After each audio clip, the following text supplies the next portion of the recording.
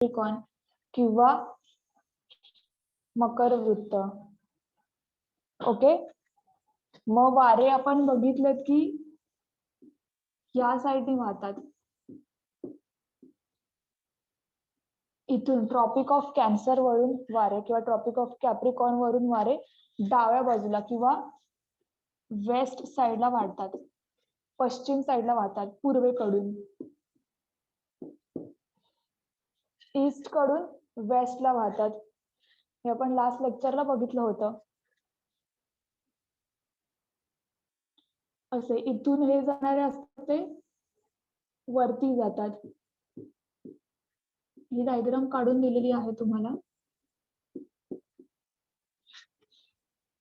या साईडचे वारे जे असतात आपण म्हणून आपण high pressure to low pressure म्हणून हा मधला जो बेल्ट आहे त्याला आपण इक्विटोरियल लो प्रेशर बेल्ट असं म्हणतो. इक्विटोरियल लो प्रेशर बेल्ट का? कारण वारे वाहतात high pressure to low pressure. म्हणजेच काय, हे जे ट्रॉपिकचा मधला जो area, tropic of cancer to tropic of Capricorn, हा जो एरिया आहे त्या एरियामध्ये वारे ईस्ट कडून वेस्ट कडे वाहतात, म्हणजे पूर्वेकडून पश्चिमेकडे वारे वाहतात. म्हणून या वाऱ्यांना ईस्टर्लीज असं म्हणतात. हे जे वारे आहेत जे पश्चिमेकडून पूर्वेकडे, वाऱ्यांचं एक गोष्ट किंवा तुम्ही ट्रिक लक्षात ठेवू शकता की वारा जिथून सुरू होतो त्याला त्या वाऱ्याचं नाव देतात. म्हणजे वारा पूर्वेकडून सुरुवात होत असेल वाऱ्याची तर त्याला पूर्वीय वारे म्हणणार. पश्चिमेकडून सुरुवात होत असेल तर त्याला पश्चिमी वारे. सिमिलरली इंग्लिशमध्ये ईस्ट कडून सुरू होणारा वारा आहे ईस्ट टू वेस्ट, म्हणून त्याला ईस्टर्लीज असं म्हणतात. ईस्टर्लीज असं म्हणतात का? कारण तो ईस्ट कडून सुरुवात होतो. हे जे वरचे वारे आहेत वरच्या साईडला जाणार आहे ते पश्चिम टू पूर्व आहेत, असा जातो. म्हणजेच काय, वेस्ट टू ईस्ट, पश्चिमेकडून पूर्वेकडे, म्हणून ह्यांना काय म्हणणार, वेस्टर्लीज. आयोगाचा मागच्या वर्षीचा जो क्वेश्चन पेपर आहे म्हणजेच 2019 मध्ये झाले ना मागची एक्झाम, मग त्याच्यामध्ये हा ईस्टर्लीजवर क्वेश्चन विचारला होता. डायग्राम काढून दिली होती आणि क्वेश्चन विचारला होता की हे, आणि खाली मग ऑप्शन दिला होता ग्रहीय वारे, पूर्वीय वारे, पश्चिमी वारे, none of the above etcetera. मग वारा जिथून सुरू होतो वाऱ्याला त्याचं नाव असतं. मग पूर्वेकडून सुरू झालं तर पूर्वीय वारे, ईस्टर्लीज, ईस्ट मधून सुरू होतो म्हणून हे असतात. जे वेस्टला सुरू होतात ते झाले वेस्टर्लीज. आणि जे पोलार पासून म्हणजे ह्या पोल्स, ध्रुवांपासून जे सुरू होतात पोल्स पासून, त्याला पोलर विंड्स असं म्हणतात.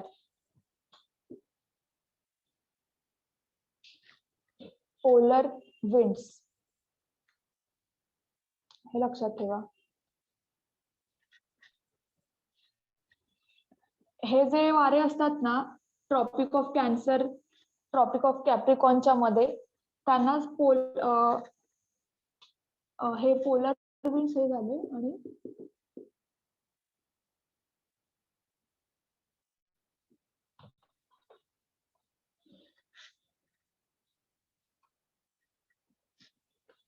प्लॅनेटरी विंड्स असं म्हणतात. प्लॅनेटरी विंड्स किंवा ग्रहीय वारे कशाला म्हणतात? हे ईस्टर्लीज आणि वेस्टर्लीज हे जे दोन वारे आहेत, ईस्टर्लीज आणि वेस्टर्लीज दोघांना एकत्र करून प्लॅनेटरी विंड्स किंवा ग्रहीय वारे असं म्हणतात. आणि जे पोल्स वरून जातात, ध्रुवांकडून जे जातात, त्यांना पोलर विंड्स किंवा ध्रुवीय वारे असं म्हणतात. मग हे त्याचे वाऱ्यांचा पहिला प्रकार झाला. वाऱ्यांचा पहिला प्रकार हा, हे कुठेतरी तुमच्या बुक मध्ये ब्रॅकेट मधून लिहून घ्या की वारा जिथून सुरू होतो त्याचं नाव वाऱ्याला देतात. मग ती दिशा असेल किंवा जागा असेल ते तुम्हाला सांगेन मी. आता इथे आपला दिशा, डायरेक्शन बद्दल चालू आहे. मग ज्या डायरेक्शन मधून सुरू होणार त्या डायरेक्शनचं नाव त्या वाऱ्याला असणार. मग ईस्टर्लीज म्हणजे ईस्ट कडून वेस्ट कडे जाणार आहे, वेस्टर्लीज म्हणजे वेस्ट कडून ईस्ट कडे जाणार आहे. जिथून त्यांचा सोर्स किंवा सुरू होतो त्याचं नाव त्याला देतात. मग पहिले वाऱ्यांचा प्रकार झाला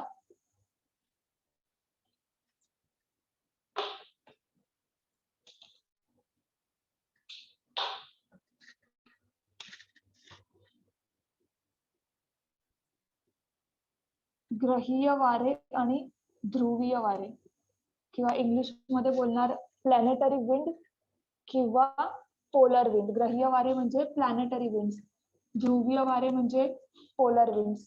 आणि त्याच्या बाजूला ही डायग्राम काढून घ्या. मग हे ईस्टर्लीज आणि वेस्टर्लीज, ईस्टर्लीज आणि वेस्टर्लीज हे आहेत ग्रहीय वारे, आणि पोलार विंड्स म्हणजे पोलार विंड्स, जे पोल्स पासून सुरू होतात ते. ईस्टर्लीज काय आहे त्याच्यावर क्वेश्चन विचारला होता डायग्राम काढून. सो तुम्हाला आता नेक्स्ट टाइम असं पण विचारू शकतात की खालीलपैकी कोणते ग्रहीय वारे आहेत. मग त्याच्यामध्ये ऑप्शन देतील ईस्टर्लीज, वेस्टर्लीज, पोलर विंड्स किंवा दुसरं काहीतरी खारे वारे, मतलई वारे, ते मी सांगेन तुम्हाला, पण दुसरे ऑप्शन्स पण देऊ शकतात. सो ग्रहीय वारे कोणते आहेत? ईस्टर्लीज आणि वेस्टर्लीज.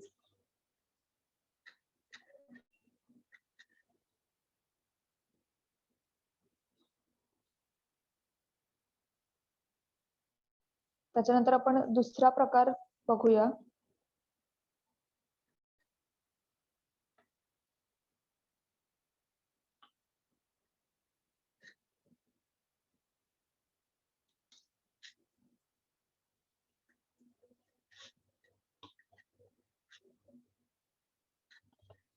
दुसरा प्रकार आहे हंगामी वारे. हंगामी वारे किंवा सीजनल विंड्स. हंगामी वारे किंवा सीजनल विंड्स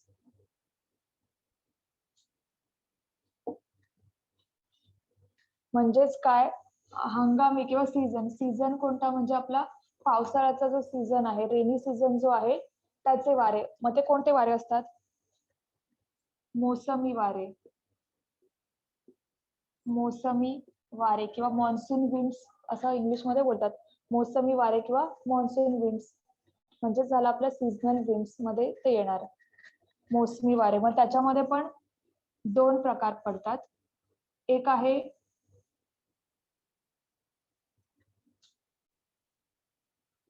नैऋत्य मोसमी वारे आणि ईशान्य मोसमी वारे. म्हणजेच काय? हे झाले साऊथ वेस्ट मान्सून आणि हा झाला north east monsoon. North east monsoon यालाच परतीचा पाऊस असं म्हणतात किंवा रिटर्निंग मान्सून असं पण म्हणतात. ते मी तुम्हाला ज्यावेळेस पाऊस किंवा रेनफॉल हा टॉपिक शिकवेन त्यावेळेस हे सगळं एक्सप्लेन करेल, पण हे फक्त प्रकार तुमच्या बुक मध्ये असू द्या. पहिला प्रकार आहे ग्रहीय वारे म्हणजेच प्लॅनेटरी विंड्स. त्याच्यामध्ये येणार ईस्टर्लीज आणि वेस्टर्लीज. आणि दुसरं आहे ध्रुव म्हणजेच पोलार विंड्स. ओके. त्याच्यानंतर दुसरा प्रकार येतो हंगामी वारे किंवा सीझनल विंड्स.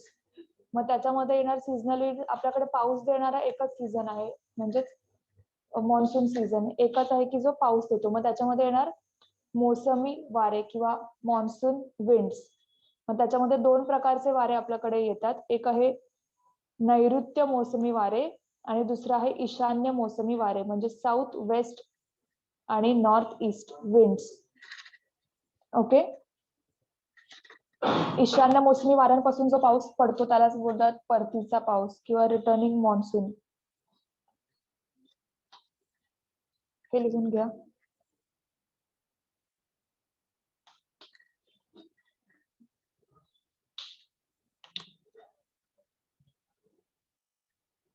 आणि तिसरा प्रकार आहे वाऱ्यांचा, तिसरा प्रकार आहे रिजनल विंड्स. रिजनल विंड्स म्हणजे जे एका कोणत्या तरी पर्टिक्युलर रिजन मध्ये वारे जातात. रिजनल विंड्स किंवा मराठीमध्ये त्याला बोलतात स्थानिक वारे. जे कोणता तरी रिजन किंवा स्थान डिनोट करतात. स्थानिक वारे, रिजनल विंड्स लाच मराठीमध्ये स्थानिक वारे असे म्हणतात. मग त्याच्यामध्ये रिजनल विंड्सचे दोन प्रकार आहेत. हे फक्त ट्री डायग्राम नुसार काढून घ्या, मग आपण एक एक एक एक एक्सप्लेन करू हळूहळू. रिजनल विंड्स किंवा स्थानिक वारे त्याचे दोन प्रकार आहेत. एक आहे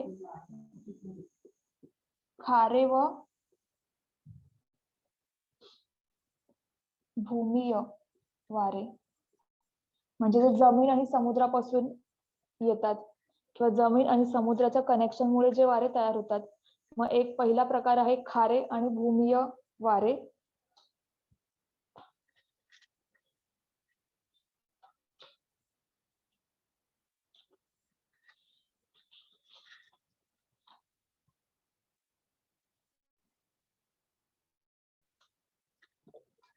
खारे व भूमीय किंवा त्याला मतलई वारे असं पण म्हणतात, मी लिहून देईन थोड्या वेळात. आणि दुसरा एक प्रकार आहे तो आहे दरीय व पर्वतीय वारे.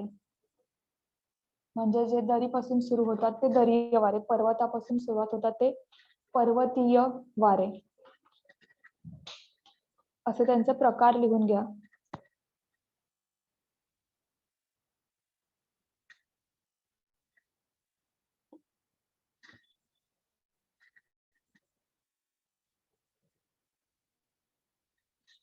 दरीय आणि पर्वतीय वारे हे आहे वाऱ्यांचे मेन प्रकार. मग आपण ग्रहीय किंवा ध्रुवीय वारे म्हणजे तुमचे ईस्टर्लीज आणि वेस्टर्लीज, त्याच्यामध्ये जास्त काही डीप नाहीये, ते फक्त कुठून सुरुवात होतात आणि कुठे जातात, फक्त ते वारे आहेत जे पृथ्वीच्या आजूबाजूला आहेत, पृथ्वीच्या वातावरणात हे वारे फिरतात. ईस्टर्लीज आणि वेस्टर्लीज हे झाले ग्रहीय वारे किंवा आणि ध्रुवीय वारे. हे जे मोसमी वारे आहेत, दुसरा प्रकार जो आहे तो मी तुम्हाला पुढच्या 1-2 लेक्चर मध्ये शिकवेन, मोसमी वारे काय असतात. आज आपण रिजनल विंड्स कंप्लीट करूया किंवा स्थानिक वारे जे आहेत ते कंप्लीट करूया. मग स्थानिक वाऱ्यांमध्ये दोन प्रकार असतात, खारे वारे व भूमीय वारे. आणि दुसरा एक प्रकार आहे दरीय वारे व पर्वतीय वारे. दरी आणि पर्वत मी तुम्हाला सांगितलं असं, पर्वत म्हणजे उंचाकडचा भाग, दरी म्हणजे जो खालचा पाण्याकडचा भाग असतो त्याला बोलतात दरी. खारे आणि भूमीय वारे म्हणजे खारे म्हणजे जे समुद्राकडून सुरू होतात आणि भूमीय वारे म्हणजे जे जमिनीकडून सुरू होतात. सो ते कसे कसे वाहतात, कुठून कुठे वाहतात, त्याचे प्रकार आहेत, एक्झाम्पल्स आहेत, ते सर्व आपण बघूया.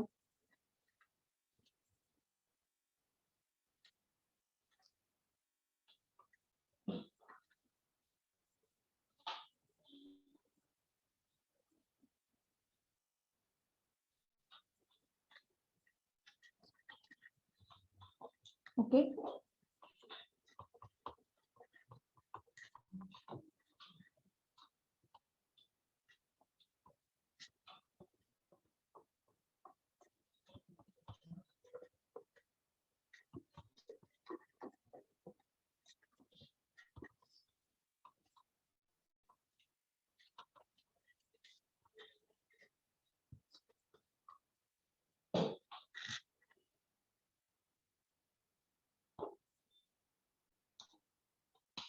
त्याच्यात आता रिजनल विंड्स किंवा स्थानिक वारे जे आहेत त्याचा पहिला प्रकार बघूया,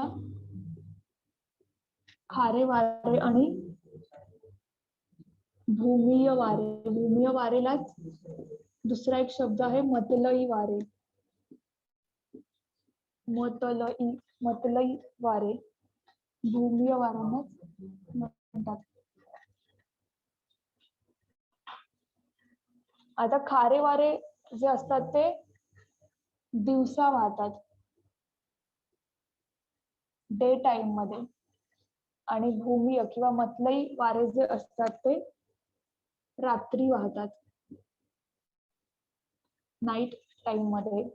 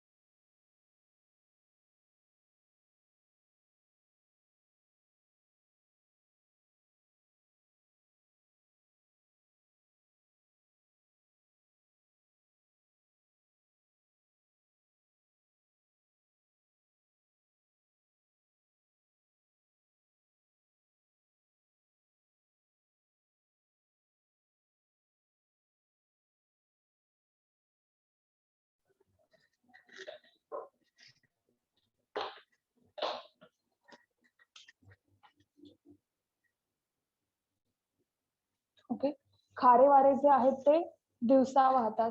भूमीय किंवा मतलई वारे जे आहेत ते रात्रीच्या वेळेस वाहतात. मग त्यांची कसे वाहतात ते आपण बघूया. ओके. दिवसा काय असतं की दिवसा जमीन जे असते ना, जमिनीचा एक गुणधर्म असतो, जमीन आणि पाणी. जमीन जी असते ती लवकर तापते आणि लवकर थंड होते. म्हणून तुम्ही दिवसा जर उन्हामध्ये रस्त्यावरून चालत असाल किंवा अनवाणी चालत असाल बिना चपलीचं, तर जमिनीचे चटके आपल्याला लागतात. जमिनीचे चटके लागतात. का? कारण जमीन जी असते ती लवकर तापते आणि लवकर थंड होते. लवकर तापते म्हणजेच काय? दिवसा जर ऊन आलं, दुपारी 12 वाजता समजा ऊन आलं, तर लगेच अर्ध्या 1 तासात ती जमीन आपल्याला तापलेली दिसते आणि म्हणून चटके लागतात आपल्याला. जमिनीचे चटके लागतात. पण जर तुम्ही पाण्याचं बघितलं, तर पाणी उशिरा तापते आणि उशिरा थंड होते. जमीन लवकर तापते, लवकर थंड होते. हा जमिनीचा गुणधर्म आहे. पाणी जे असतं उशिरा तापते आणि उशिरा थंड होते. का? कारण पाणी जे असतं ना, पाण्याचे लेयर असतात. पहिल्यांदा आधी वरचा लेयर गरम होणार. समजा दुपारी ऊन आलं, तर आधी वरचा लेयर तापणार, मग खालचा, मग त्याच्या खालचा. मग असं पार 5-6 वाजेपर्यंत तेव्हा कुठे ते पाणी गरम झालेलं असतं. म्हणजे ज्यावेळेस संध्याकाळ होते किंवा रात्र सुरुवात व्हायला सुरू होते, म्हणजे संध्याकाळी 6-7 नंतर तेव्हा पाणी ऍक्च्युअल गरम झालेलं असतं. आणि ज्याच्यानंतर जेव्हा रात्र येते, तेव्हा ते हळूहळू थंड व्हायला लागतं. रात्रीमध्ये पण पाणी हळू थंड होतं. दिवसा पाणी उशिरा तापतं, म्हणजे पाणी तापायला वेळ लागतो आणि रात्रीच्या वेळेस ते उशिरा थंड होतं. म्हणजे पूर्ण रात्र उलटून गेल्यानंतर मग दिवसा ते पाणी आपल्याला थंड दिसतं. म्हणून तुम्ही जर दुपारी समुद्राच्या ठिकाणी गेलात, तर त्यावेळेस तुम्हाला पाणी थंड वाटेल. वरती ऊन असतं, पण जमिनीचं पाणी थंड असतं. का? कारण ते रात्रभर थंड झालेलं असतं आणि त्याच्यामुळे तुम्हाला दुपारी ते थंड वाटतं. आणि पूर्ण दुपार उलटून गेल्यानंतर रात्रीच्या वेळेस तुम्हाला ते गरम वाटणार. का? कारण ते दिवसभर तेव्हा तापलेलं असतं. ओके. मग हा जमीन आणि पाण्याचा गुणधर्म तोच वाऱ्यांना पण लागू होतो. जेवढे पण वारे तुम्ही शिकाल त्याला हाच गुणधर्म लागू होतो. जमीन लवकर तापते आणि लवकर थंड होते. पाणी उशिरा तापतं आणि उशिरा थंड होतं. ओके. मग दिवसा काय होतं? दिवसा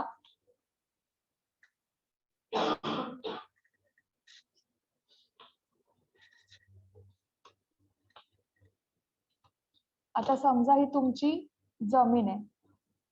हा जमिनीचा भाग आहे आणि हे आहे तुमचं पाणी. ओके. मग आता दुपारी ऊन येतं त्यावेळेस जमीन तुमची लवकर तापणार. म्हणजेच काय? जमिनीचं टेम्परेचर वाढणार.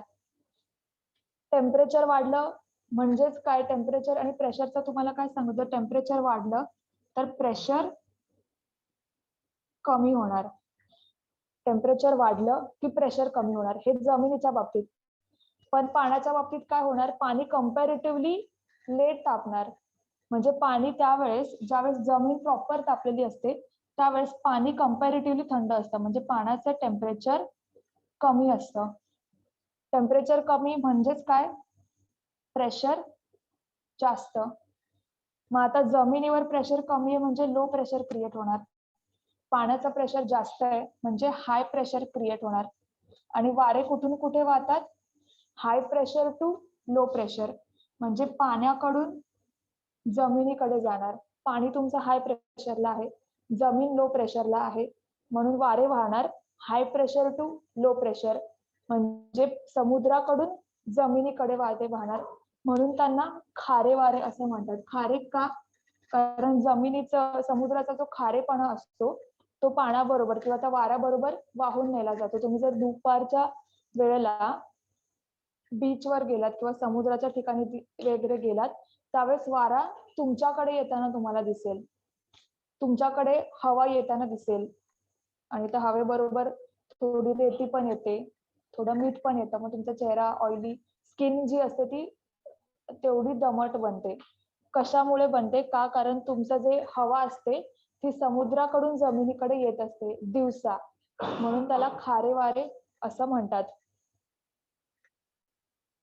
हे झाले तुमचे खारे वारे जे दिवसा डे टाइम मध्ये वाहतात. ही डायग्राम काढून घ्या. जमीन ही आहे तुमची जमीन, हा आहे पाणी. टेम्परेचर जमिनीचं लवकर वाढणार. जमिनीचं तापमान का लवकर वाढणार? कारण जमीन लवकर तापते आणि लवकर थंड होते. टेम्परेचर वाढलं की प्रेशर कमी होणार आणि लो प्रेशर क्रिएट होणार. त्या मानाने कम्पॅरेटिव्हली समुद्राचं पाणी थंड असतं. टेम्परेचर कमी म्हणजेच प्रेशर जास्त आणि हाय प्रेशर क्रिएट होणार आणि वारे वाहणार high pressure to low pressure, जमिनीकडून समुद्राकडून जमिनीकडे दिवसा टाइमला. आणि त्याचप्रमाणे त्याचं उलट म्हणजेच काय, भूमीय वारे किंवा मतलई वारे. आता भूमीय वाऱ्यांचं काय होतं, ही जमीन आहे आणि हे आहे पाणी. ओके. भूमीय वारे जे आहेत ते रात्री वाहतात. रात्री काय असतं, थंडावा असतो. रात्री थंडावा असतो. मग तुमची जमीन लवकर थंड होणार. पाणी त्या मानाने पाण्याला थंड व्हायला टाइम लागेल. मग जमीन लवकर थंड होणार म्हणजेच काय, जमिनीचं टेम्परेचर कमी होणार. टेम्परेचर कमी झालं म्हणजेच काय, प्रेशर वाढणार. ओके. त्या मानाने पाणी जे असेल ते अजून गरमच असेल. का? कारण दिवसभर ते तापलेलं असतं. त्याच्यामुळे ते अजून कम्पॅरेटिव्हली त्याचं टेम्परेचर जास्त असणार. जमिनीच्या कम्पॅरिझननी जमिनीशी कम्पेअर केलं तर त्याचं टेम्परेचर जास्त असणार, म्हणजेच प्रेशर कमी असणार. म्हणजेच काय, पाण्यामध्ये लो प्रेशर निर्माण होणार आणि जमिनीवर हाय प्रेशर निर्माण होणार आणि वारे वाहणार high pressure to low pressure. म्हणजेच जमिनीकडून वारे समुद्राकडे वाहतात, म्हणून त्यांना भूमीय वारे असं म्हणतात. भूमीय वारे म्हणतात का, मी तुम्हाला पहिलेच सांगितलं, जिथून वारा सुरू होतो त्याचं नाव त्या वाऱ्याला दिलं जातं. मग भूमीकडून वारा सुरू होतो, जमिनीकडून सुरू होतो, समुद्राकडे जातो, म्हणून त्याला भूमीय वारे असं म्हणतात. त्याला दुसऱ्या शब्दामध्ये मतलई वारे असं पण म्हणतात. ते डायग्राम काढून घ्या आणि टेम्परेचर प्रेशर जे लिहिलंय ते पण काढून घ्या. डायग्राम काढून घ्या. हे त्याचा गुणधर्म, जमीन आणि पाण्याचे जे गुणधर्म आहेत ते पण लिहून घ्या.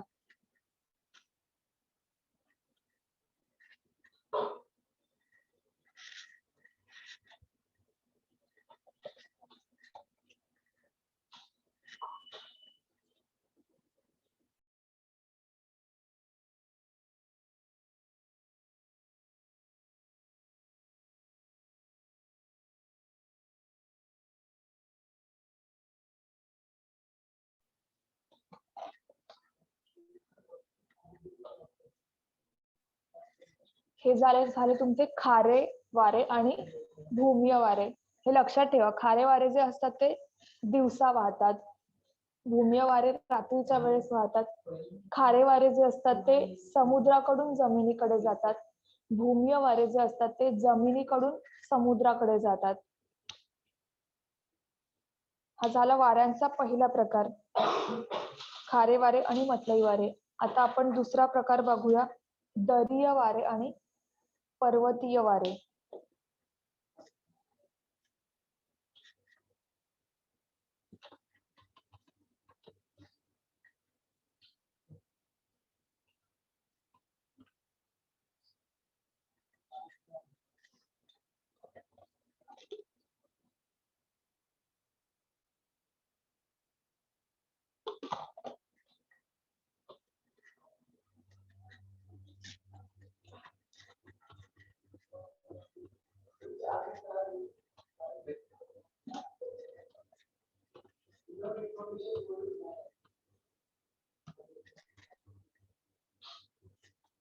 दुसरा प्रकार आपण आता बघूया, दरीय वारे आणि पर्वतीय वारे.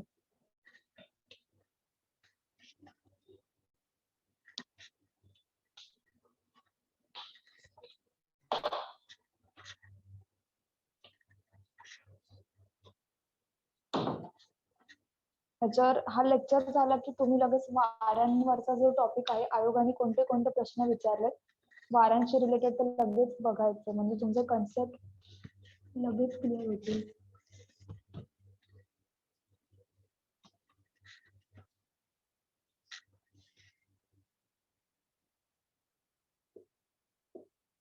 दरीय वारे आणि पर्वतीय वारे. ओके, मग आता दरीय वारे म्हणजे काय, तुम्हाला मी पहिल्या लेक्चर मध्ये सांगितलं, पहिल्या नाही, कालच्या लेक्चर मध्ये सांगितलं होतं. ताण येतो, दाब येतो, म्हणजे दोन जमिनीचा भाग असेल, खालून जर प्रेशर आला तर तो भाग वरती जाणार, आणि जो भाग वरती जाणार त्याला आपण पर्वत म्हणतो. जो भाग खाली जाणार त्याला दरी असं म्हणतो. हा वरचा भाग पर्वत असतो, खालचा भाग दरी असतो, जिथून नद्या वाहतात. ओके, मग दरीय वारे म्हणजे काय, आता समजा हा डोंगर आहे. ओके, हा डोंगर म्हणजे हा आहे तुमचा पर्वत, आणि हा खालचा भाग आहे तो आहे दरीचा भाग किंवा पाण्याचा भाग.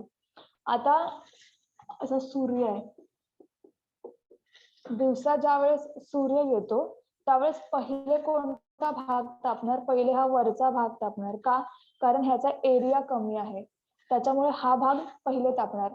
त्याच्यानंतर करत करत हळूहळू पहिले हा सुरुवातीचा पोर्शन तापेल, मग मधला, मग खालचा, करत करत, आणि सगळ्यात शेवटी हा खालचा भाग तापणार. सगळ्यात सुरुवातीला हा वरचा भाग तापणार, पर्वताचा शिखराचा किंवा पीकचा जो भाग असतो. का, कारण त्याचा एरिया कमी असतो, प्लस तो सूर्याला सर्वात जास्त जवळचा भाग आहे. हा भाग, खालचा भाग जो आहे तो सूर्यापासून जास्त अंतरावर आहे, लांब आहे. हा भाग जो आहे तो त्या मानाने कम्पॅरेटिव्हली थोडं कमी अंतर आहे. मग सुरुवातीला हा भाग तापणार, म्हणजेच काय, पर्वताचा जो भाग आहे तो भाग तापणार. मग पर्वताच्या भागाचं टेम्परेचर वाढणार. टेम्परेचर वाढणार म्हणजेच प्रेशर कमी होणार, आणि पर्वताचा जो भाग आहे तिकडे लो प्रेशर क्रिएट होणार. हा जो वरचा भाग आहे पर्वताचा, माउंटेनचा जो भाग आहे तिथे लो प्रेशर क्रिएट होणार. का, कारण त्याचं टेम्परेचर जास्त आहे. कम्पॅरेटिव्हली हा जो खालचा जो भाग आहे, सिमिलरली त्या भागाचं टेम्परेचर कमी असणार. दिवसाच्या वेळेस या भागाचं टेम्परेचर कमी असणार. का, कारण हा भाग जमिनीच्या साईडला आहे, हा भाग सूर्यापासून त्या मानाने लांब आहे, प्लस ह्या भागाचा एरिया जो आहे तो जास्त आहे. हा भागाचा एरिया कमी आहे, या भागाचा एरिया जास्त आहे, कारण इथे तुमची जमीन पण येते, समुद्र पण येतो, पर्वताचा हा जो बेस आहे तो पण येतो, त्याच्यामुळे हा एरिया वाढतो. एरिया वाढल्यामुळे त्या मानाने कम्पॅरेटिव्हली त्याचं तापमान कमी असणार, टेम्परेचर कमी असणार, म्हणजेच काय, प्रेशर जास्त असणार आणि हाय प्रेशर क्रिएट होणार. मग आणि त्यावेळेस वारे वाहणार high pressure to low pressure. High pressure to low pressure म्हणजेच या दरीकडून पर्वताकडे असे, दरीकडून पर्वताकडे वारे वाहणार, म्हणून त्यांना दरीय वारे असे म्हणतात. ज्या वाऱ्यांना नाव त्याचं, जिथून त्याची सुरुवात होते त्याचं नाव त्या वाऱ्यांना देतात, म्हणून ह्यांना दरीय वारे असं म्हणतात. का, कारण ह्यांची सुरुवात दरीपासून पर्वताकडे होते. दरीपासून पर्वताकडे. का, कारण दरीचं प्रेशर हाय असतं, दरीच्या भागाचं प्रेशर हाय असतं, हाय प्रेशर, वरचं लो प्रेशर असतं. हाय प्रेशर का असतं, कारण ह्याचं टेम्परेचर कम्पॅरेटिव्हली कमी असतं, वरच्या भागाचं, पर्वताच्या भागाचं टेम्परेचर जास्त असतं. यांना बोलतात दरीय वारे. दरीय वारे ही डायग्राम काढून घ्या, आणि हे टेम्परेचर प्रेशरचं जे लिहिलंय ते काढून घ्या. त्याचप्रमाणे दुसरे असतात पर्वतीय वारे. पर्वतीय वारे म्हणजेच काय, पर्वतीय वारे जे असतात ते रात्री वाहतात, दरीय वारे जे असतात ते दिवसा वाहतात. पर्वतीय वारे रात्री वाहतात. मग रात्रीच्या वेळेस काय असतं, तुमचं तापमान कमी असतं, सूर्य नसतो, चंद्र असतो, तापमान जे होतं ते कमी होतं. मग हा भाग जो आहे ह्याचा एरिया कमी आहे, त्याच्यामुळे आधी ह्याचं टेम्परेचर कमी होणार. रात्रीच्या वेळेस हा भागाचा, वरच्या भागाचा एरिया कमी आहे, त्यामुळे आधी वरचा भाग थंड होणार, आणि त्यानंतर एक एक करत करत करत हा खालचा भाग सगळ्यात शेवटी थंड होणार. वरचा भाग आधी थंड होणार, खालचा भाग नंतर थंड होणार. वरचा भाग आधी थंड होणार म्हणजेच काय, वरच्या भागाचं टेम्परेचर कमी होणार, म्हणजेच प्रेशर वाढणार, हाय प्रेशर. आणि त्या मानाने कम्पॅरेटिव्हली खालचा जो भाग आहे तो लेट थंड होणार, त्याला थंड व्हायला टाइम लागेल. त्यामुळे जो भाग आधी वरच्या भागाचं टेम्परेचर कमी झालं त्याच टाइमला खालच्या भागाचं टेम्परेचर जे असतं ते त्या मानाने जास्त असतं, टेम्परेचर जास्त असतं, म्हणजेच प्रेशर कमी आणि लो प्रेशर क्रिएट होणार. आणि वारे high pressure to low pressure म्हणजे पर्वताकडून जमिनीकडे वाहणार, म्हणून ह्यांना पर्वतीय वारे असं म्हणतात. हे वारे पर्वताकडून जमिनीकडे वाहतात म्हणून त्यांना पर्वतीय वारे असं म्हणतात. जिथून सुरुवात होतो तिथे त्याचं नाव दिलं जातं. मग ही डायग्राम सर्वांनी काढून घ्या. दरीय वारे आणि पर्वतीय वारे. दरीय वारे दिवसा असतात, मग दिवसा पर्वताचा जो भाग आहे तो लवकर तापतो म्हणून टेम्परेचर वाढतं आणि प्रेशर कमी होतं आणि लो प्रेशर एरिया क्रिएट होतो. सिमिलरली खालचा जो भाग आहे त्याचं टेम्परेचर कमी असतं आणि हाय प्रेशर क्रिएट होतं. मग वारे high pressure to low pressure म्हणजे दरीय वारे दरीपासून पर्वताकडे जातात आणि त्याच्या उलट असतात पर्वतीय वारे जे की रात्रीच्या वेळेस वाहतात. म्हणजे दिवस कधी आहे रात्र कधी आहे ते लक्षात ठेवा.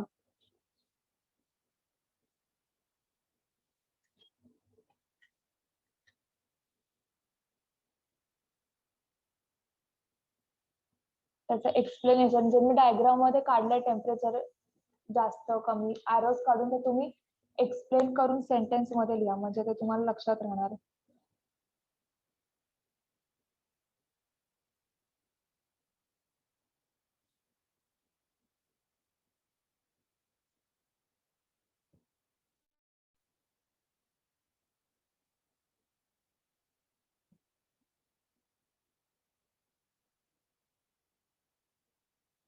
हे झाले तुमचे वाऱ्यांचे प्रकार. मोसमी वारे आपण दुसऱ्या लेक्चर मध्ये घेऊया. पहिला वाऱ्यांचा प्रकार होता ग्रहीय वारे. ग्रहीय वारे आणि ध्रुवीय वारे. मग ग्रहीय वारे म्हणजे प्लॅनेटरी विंड्स म्हणजे तुमचे ईस्टर्लीज आणि वेस्टर्लीज आणि ध्रुवीय वारे म्हणजे पोलर विंड्स जे पोल कडून येतात. पुढचा प्रकार मोसमी वारे जो आपण उद्याच्या लेक्चर मध्ये बघूया. आणि तिसरा प्रकार होता रिजनल विंड्स किंवा स्थानिक वारे. मग खारे आणि मतई वारे आणि दरीय आणि पर्वतीय वारे असे 4 त्याचे प्रकार आहेत. मग ह्या प्रकार हे वाऱ्यांचे प्रकार आहेत आणि त्याच्यानुसारच प्रत्येक देशामध्ये काही काही वारे वाहतात ते आपण बघूया. कोणत्या देशात कोणता वारा वाहतो. जसं भारताचा एरिया जो आहे भारत किंवा त्याच्या आजूबाजूचा एरिया त्याच्यामध्ये मोसमी वारे वाहतात. मोसमी वारे हा खारे आणि मतलई वाऱ्यांचाच प्रकार आहे म्हणजे जमीन आणि समुद्र. भारताच्या आजूबाजूला समुद्र आहे. भारताचा जो खंडाचा भाग आहे तिथे जमीन येते. मग भारताची जमीन आणि इंडियन ओशियन किंवा अरबी समुद्राचं पाणी मग जमीन आणि पाण्याच्या कॉम्बिनेशन मुळे ते वारे तयार होतात. मग जे भारतामध्ये पाऊस पडतो तो खारे आणि मतलई वाऱ्यांचाच एक बिग व्हर्जन आहे, मोठा व्हर्जन आहे. आता आपण काही वाऱ्यांचे काही वारे असतात की जे कोणत्या कोणत्या देशात वाहतात त्याच्यावर बऱ्याचदा प्रश्न विचारले गेलेले आहेत. हे वाऱ्यांचे प्रकार नाही म्हणता येणार, उदाहरणं आहेत.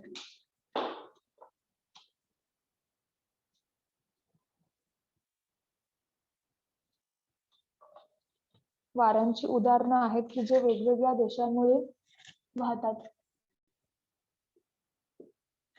पहिला आहे फॉन. फक्त हे लिहून घ्या, तो फॅक्च्युअल डाटा आहे सगळा, लिहून घ्या. फॉन FOHN फॉन वारे हे कुठे वाहतात? अल्प्स मध्ये. अल्प्स कुठे आहे? युरोप मध्ये. अल्प्स पर्वतरांग आहे मोठी. तुम्हाला मी पहिल्या लेक्चर मध्ये सांगितलं होतं फोल्ड माउंटेन्स एका लाईन मध्ये एक आहेत फोल्ड माउंटेन. मग अल्प्स हे फोल्ड माउंटेन किंवा वली पर्वत आहे. मग या अल्प्स मधून कोणते वारे वाहतात? फॉन FOHN फॉन. त्याच्यानंतर आहे चिनूक. मराठीमध्ये लिहा चिनूक किंवा इंग्लिश मध्ये लिहा चिनूक. हे कुठे वाहतात? रॉकीज पर्वत. रॉकीज पर्वत कुठे आहे? USA किंवा अमेरिकेमध्ये आहे. जे मराठी मीडियमचे आहेत त्यांनी सेम ऍज इट इज मराठीमध्ये लिहून घ्या.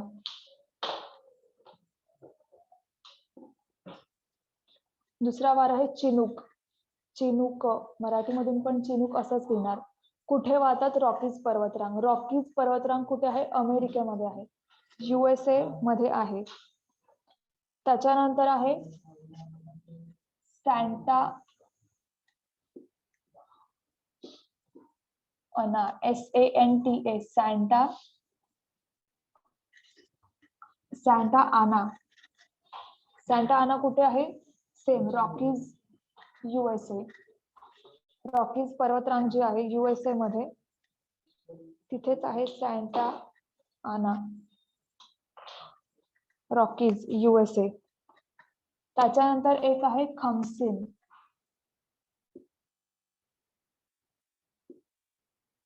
खमसीन, खमसीन वारे कुठे वाहतात? इजिप्त मध्ये, इजिप्त. खमसीन वारे जे आहेत इजिप्त. इजिप्त कुठे आहे? आफ्रिकेचा जो वरचा भाग आहे, नॉर्थ आफ्रिकेचा असा बॉर्डरचा जो भाग आहे तिथे इजिप्त आहे. इजिप्त मध्ये खमसीन हे वारे वाहतात.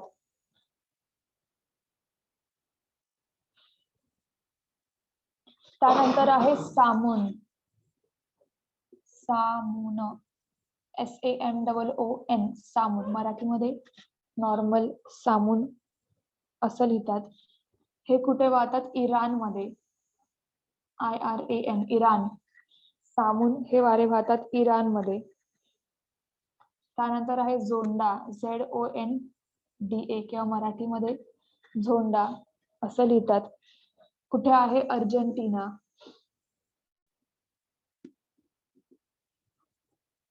झोंडा हे वारे वाहतात अर्जेंटिना. त्यानंतर आहे पंपेरो. पंपेरो, PAMPERO, पंपेरो. पंपेरो पण कुठे आहे? अर्जेंटिना मध्येच आहे. झोंडा आणि पंपेरो हे दोन्ही वारे वाहतात अर्जेंटिना मध्ये. चिनूक आणि सॅन्टा आना दोन्ही वारे वाहतात रॉकीज, USA मध्ये. त्यानंतर आहे stroll, STROL, stroll. Stroll, STROL कुठे वाहतात? फ्रान्स मध्ये, फ्रान्स मध्ये स्ट्रोल. त्याच्यानंतर आहे mistral. Mistral, MISTRAL, mistral. Marathi वाल्यांनी नॉर्मल मिस्ट्रल असं लिहा, मिस्ट्रल. ते पण कुठे आहे? फ्रान्स मध्ये. मिस्ट्रल हे वारे आहेत फ्रान्स मध्ये. त्यानंतर आहे बोरा, BORA, बोरा, BORA, बोरा, जे की आहेत ग्रीस मध्ये. ग्रीस हा एक देश आहे. बोरा हे वारे ग्रीस मधून वाहतात. त्यानंतर आहे हर्मॅटन. हर्मॅटन, HARMATAN, हर्मॅटन. मराठीमध्ये नॉर्मल हर्मॅटन असं लिहितात. कुठे आहे? West Africa. West Africa, West Africa म्हणजे आफ्रिकेचा जो डाव्या बाजूचा भाग आहे, जिथे गल्फ ऑफ गियाना किंवा तुमचा पाण्याचा जो एरिया सुरू होतो तिथे वाहतात हर्मॅटन हे वारे, हर्मॅटन विंड्स. त्यानंतर आहे लू, LOO, लू. हे कुठे वाहतात? भारतामध्ये. लू हे वारे जे आहेत मराठीमध्ये नॉर्मल लू असं लिहितात. लू हे जे वारे जे आहेत ते भारतामध्ये कुठे? उत्तर भारतीय जो प्रदेश आहे, गंगेचा मैदानी प्रदेश किंवा उत्तर भारतीय प्रदेश लिहून घ्या तिथे. उत्तर भारतीय प्रदेश किंवा गंगेचा मैदानी प्रदेश हा जो आहे तिथे लू, LOO हे वारे वाहतात. लू वर क्वेश्चन विचारला आहे. लू हे वारे कोणत्या महिन्यात वाहतात असं क्वेश्चन होता. मग मे महिन्यामध्ये लू हे वारे वाहतात. तिथे बाजूला लिहून घ्या, मे महिना. लू हे वारे जे आहेत LOO भारताच्या उत्तर भारतीय मैदानी प्रदेश जो आहे तिथे वाहतात लू हे वारे. कोणत्या महिन्यात वाहतात ते ब्रॅकेट मध्ये करून लिहून घ्या. मे महिन्यामध्ये वाहतात आणि त्याला स्टार मार्क करा, त्याच्यावर क्वेश्चन विचारलेला आहे.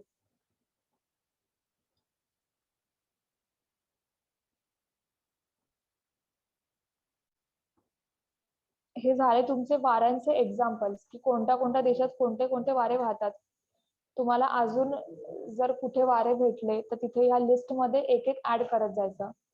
करंट अफेअर्स मध्ये किंवा दुसऱ्या बुक्स मध्ये जे वारे भेटले ते वारे या लिस्ट मध्ये पुढे पुढे ऍड करत जा. हवं तर थोडीशी जागा सोडा पुढे किंवा ते पेज सोडून द्या जिथे तुम्ही लिहिलंय. मग कोणते वारे आहेत. फॉन पहिलं आहे. फॉन फॉन कुठे वाहतो. अल्प्स पर्वतरांग युरोप. त्यानंतर आहे चिनूक जे की आहे रॉकीज पर्वतरांग USA मध्ये. त्यानंतर आहे सॅन्टा अना जे की आहे रॉकीज USA मध्ये. त्यानंतर आहे खमसिन इजिप्त मध्ये. सामून आहे इराण मध्ये. झोंडा आहे अर्जेंटिना मध्ये. पंपेरो आहे अर्जेंटिना मध्ये. झोंडा आणि पंपेरो अर्जेंटिना. Stroll France. मिस्ट्रल आहे फ्रान्स मध्ये. स्ट्रोल आणि मिस्ट्रल फ्रान्स मध्ये. बोरा वारे आहेत ग्रीस मध्ये. त्यानंतर आहे हर्मॅटन वेस्ट आफ्रिका. आणि लू जे आहेत ते भारतामध्ये उत्तर भारतीय मैदानी प्रदेश तिथे वाहतात लू हे वारे. कोणत्या महिन्यात. मे महिन्यात.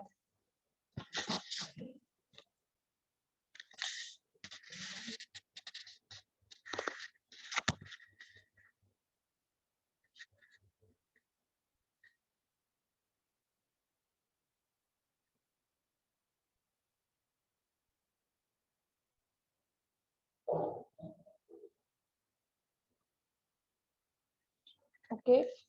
वाऱ्यांचा प्रकार तुम्ही स्क्रीनशॉट पण काढू शकता. त्यानंतर आपण बघूया सायक्लोन किंवा चक्रीवादळ काय असतं ते. सायक्लोन आणि अँटी सायक्लोन.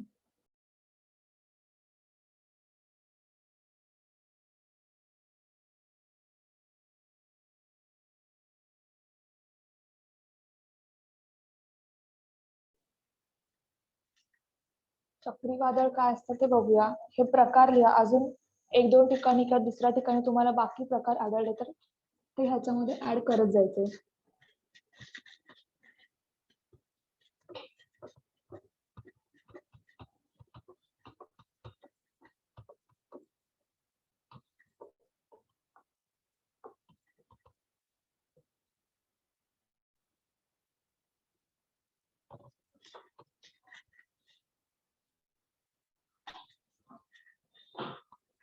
आता चक्रीवादळ म्हणजेच काय. सायक्लोन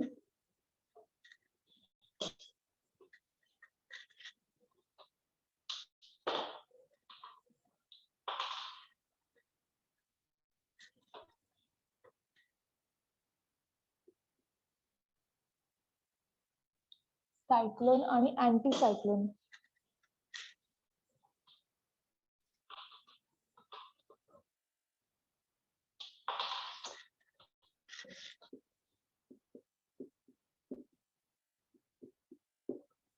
सायक्लोन आणि अँटी सायक्लोन.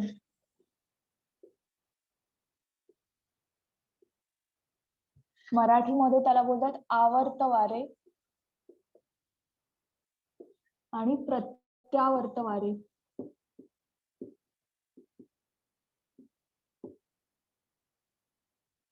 आवर्त वारे आणि प्रत्यावर्त वारे. सायक्लोन आणि अँटी सायक्लोन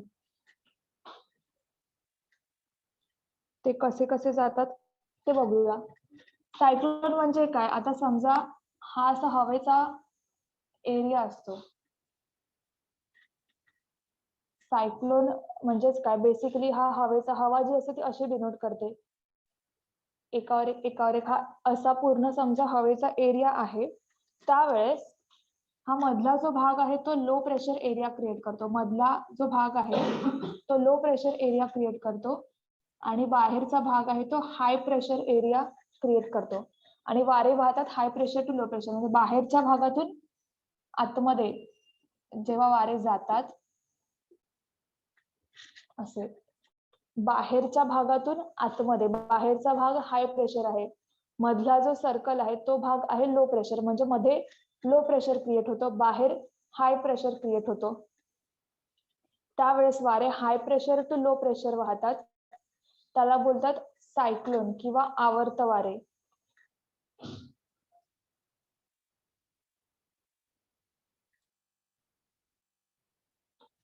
हे झालं तुमचं सायक्लोन किंवा आवर्त वारे. ज्या वेळेस वारे बाहेर हाय प्रेशर असेल, मध्ये लो प्रेशर असेल आणि high pressure to low pressure जाणार, त्यावेळेस सायक्लोन किंवा वारे, आवर्त वारे तयार होतात. मग हे जे असतात सायक्लोन किंवा आवर्त वारे, हे आपण नॉर्थ हेमिस्फिअर, आपण भारत आहे नॉर्थ हेमिस्फिअर किंवा वरचा जो भाग आहे, उत्तरेकडचा जो भाग आहे त्या भागामध्ये नॉर्थ हेमिस्फिअर, साऊथ हेमिस्फिअर असं. मग उत्तरेकडचा जो भाग आहे नॉर्थ हेमिस्फिअर, नॉर्थ हेमिस्फिअर म्हणजेच उत्तर गोलार्ध, नॉर्थ हेमिस्फिअर म्हणजेच उत्तर गोलार्ध. मग उत्तर गोलार्धात हे वारे क्लॉकवाईज वाहतात. क्लॉकवाईज म्हणजेच घड्याळाच्या काट्याच्या दिशेने, घड्याळाच्या काट्याच्या दिशेने. ही डायग्राम मध्ये दाखवलंय तुम्हाला. हा वारा असा वाहतो म्हणजेच काय, तो क्लॉकवाईज आहे. या वाऱ्यांची दिशा जी आहे ती क्लॉकवाईज किंवा घड्याळाच्या काट्याच्या दिशेने. मराठीमध्ये लिहून घ्या. उत्तर गोलार्धात सायक्लोन जे आहे किंवा आवर्त वारे जे आहेत ते उत्तर गोलार्धात किंवा नॉर्थ हेमिस्फिअर मध्ये क्लॉकवाईज किंवा घड्याळाच्या काट्याच्या दिशेने वाहतात, असं स्टेटमेंट लिहून घ्या. घड्याळाच्या काट्याच्या दिशेने का वाहतात, त्याचं काय लॉजिक असेल हे बघा. मगाची जी डायग्राम तुम्हाला दाखवली पृथ्वीची, हा इक्वेटर आहे बरोबर. हा वरचा जो भाग आहे तो नॉर्थ हेमिस्फिअर, उत्तर गोलार्ध. खालचा जो भाग आहे तो आहे सदर्न हेमिस्फिअर किंवा दक्षिण गोलार्ध. ओके. मग उत्तर गोलार्धात आपण बघितलं ईस्टर्लीज आहेत. ईस्टर्लीज उत्तर आणि दक्षिण गोलार्धामध्ये ईस्टर्लीज आहेत, म्हणजे वारा जो आहे तो ईस्ट कडून वेस्ट कडे असा वाहतो बरोबर. ज्यावेळेस वारा असा वाहणार म्हणजे ह्या साईडला, त्यावेळेस खालचा जो एरिया त्याला ब्लॉक करणार. वारा ज्यावेळेस वरून खाली येणार, हा वरून खाली ईस्टर्लीज आहे म्हणजे उजव्या किंवा पूर्वेकडून पश्चिमेकडे जाणार. मग ज्यावेळेस हा वारा वरून खाली येतो त्यावेळेस इक्वेटर त्याला ब्लॉक करतो, विषुववृत्त त्याला ब्लॉक करतो. मग त्याला ब्लॉक केल्यावर कोणती जागा उरणार, वरती जाणार तो वारा. ज्यावेळेस असा जातोय वारा आणि इथे जर सरफेस आहे त्यावेळेस त्या सरफेस कडून तो असा उलटा नाही फिरणार, ही उलटी दिशा झाली. त्याला ऑलरेडी त्याने अर्धी जागा क्रॉस केलेली आहे, त्याच्यामुळे तो आता ह्या बाजूने जाणार, ह्या बेसला आपटणार आणि वरती जाणार. तो ह्या कोपऱ्यातून घुसून उजव्या बाजूला नाही जाणार, ह्या बेसला टच करेल आणि असा वरती जाणार. म्हणजेच काय, ईस्टर्ली उजव्याकडून वारे येणार उजव्या बाजूने, डाव्या बाजूकडे वारे जाणार आणि डाव्या बाजूला गेल्यावर ते वरती येणार. वरती येऊन परत असे असे वरती येणार आणि त्यावेळेस वरचा भाग जो आहे ट्रॉपिक ऑफ कॅन्सरचा तो त्याला ब्लॉक करणार. मग वरती ब्लॉक केलं की परत तो असा फिरणार आणि खाली येणार, म्हणजे असं चक्र पूर्ण करणार. म्हणून ते क्लॉकवाईज घड्याळाच्या काट्याच्या दिशेने फिरतात. आवर्त वारे नॉर्थ हेमिस्फिअर मध्ये उत्तर गोलार्धात घड्याळाच्या काट्याच्या दिशेने फिरतात. का फिरतात, कारण ते ईस्टर्लीज आहेत, पश्चिमेकडून पूर्वेकडे येतात. मग पूर्वेकडे गेल्यावर त्याला इक्वेटर ब्लॉक करतं, इक्वेटरनी ब्लॉक केल्यावर ते पुन्हा वरती जातात. वरती जात जात त्याला आता ट्रॉपिक ऑफ कॅन्सर किंवा कर्कवृत्त ब्लॉक करणार, तिथून जाऊन परत खाली येतात आणि असं ते चक्र पूर्ण करतात. म्हणून क्लॉकवाईज वाहतात. सिमिलरली सदर्न हेमिस्फिअर किंवा दक्षिण गोलार्धात ते असे जाणार. ईस्टर्लीज म्हणजे उजवेकडून पूर्वेकडून पश्चिमेकडे जाणार असे. ओके, इथून परत ते कोपऱ्यातून उजव्या बाजूला नाही जाणार. हा भाग जो त्यांना मोकळा आहे तिथून ते खाली जाणार आणि खाली परत मग त्यांना टॉपिक ऑफ कॅप्रिकॉन किंवा मकर वृत्त ब्लॉक केलं मकर वृत्ताने की तो पुन्हा इथे जॉईंट होणार आणि असं चक्र पूर्ण करणार. म्हणजेच काय, सदर्न हेमिस्फिअर मध्ये दक्षिण गोलार्धात आवर्त वारे हे अँटी क्लॉकवाईज असतात किंवा घड्याळाच्या काट्याच्या विरुद्ध दिशेने असतात. सदर्न हेमिस्फिअर ही डायग्राम काढून घ्या म्हणजे तुम्हाला लक्षात येईल. ही जी डायग्राम आहे म्हणजे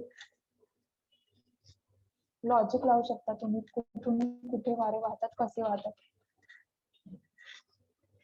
नॉर्थ हेमिस्फिअर मध्ये उत्तर गोलार्धात आवर्त वारे घड्याळाच्या काट्याच्या दिशेने किंवा क्लॉकवाईज वाहतात. सदर्न हेमिस्फिअर मध्ये किंवा दक्षिण गोलार्धात आवर्त वारे अँटी क्लॉकवाईज किंवा घड्याळाच्या काट्याच्या विरुद्ध दिशेने वाहतात.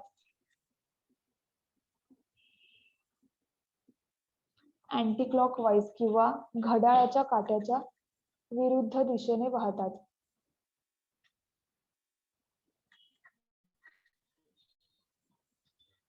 सदर्न हेमिस्फिअर मध्ये दक्षिण गोलार्धात. ओके, आवर्त वारे किंवा सायक्लोन जे आहेत ते कोणत्या महिन्यात वाहतात? साधारण जून टू ऑक्टोबर. जून पासून ऑक्टोबर, जून टू ऑक्टोबर या महिन्यामध्ये सायक्लोन वारे किंवा आवर्त वारे वाहतात. युजली हे वारे जे असतात ते ट्रॉपिकल रिजन मध्ये असतात. ट्रॉपिकल रिजन म्हणजे दोन्ही ट्रॉपिक्सच्या मधला कर्कवृत्त आणि मकर वृत्त ह्या दोन वृत्तांच्या मधला जो भाग आहे 23.5 वरचा आणि 23.5 खालचा, हा जो भाग आहे त्याला ट्रॉपिकल रिजन असं म्हणतात किंवा उष्ण कटिबंधीय पट्टा. ट्रॉपिकल रिजन किंवा उष्ण कटिबंधीय पट्टा. मग तिथे लिहा कोणत्या भागामध्ये वाहतात? Tropical region. किंवा मराठी मीडियम वाल्याने लिहा उष्ण कटिबंधीय पट्ट्यामध्ये हे वारे वाहतात. सायक्लोन. आणि त्याचा टाइम ड्युरेशन जो असतो म्हणजे एक सायक्लोन म्हणजे काय? चक्रीवादळ. तुमचे जे पण चक्रीवादळ तुम्ही करंट अफेअर्स मध्ये बघताय, निसर्ग, ओखी किंवा आता कोणतं आलं आहे ते म्हणजे सायक्लोन. चक्रीवादळ म्हणजे सायक्लोन. मग त्याचा टाइम ड्युरेशन जो असतो तो जास्त असतो, 15 दिवस ते 1 महिना. आपण बघतो की सायक्लोन जे आहे ते असं भारताच्या किनारपट्टीवरून जातात, मग ते बे ऑफ बेंगॉल किंवा बंगालच्या उपसागरामध्ये जातात, मग खाली करत करत कधी कधी काही वेळेस कर्नाटकचा हा जो भाग आहे, केरळ कर्नाटक, तिथे येऊन थांबतात. मग जवळपास त्यांचा ड्युरेशन जो असतो तो जास्त असतो. टाइम ड्युरेशन, कालावधी, टाइम ड्युरेशन किंवा कालावधी जो असतो तो जास्त असतो. 15 दिवस ते 1 महिना इतका असतो.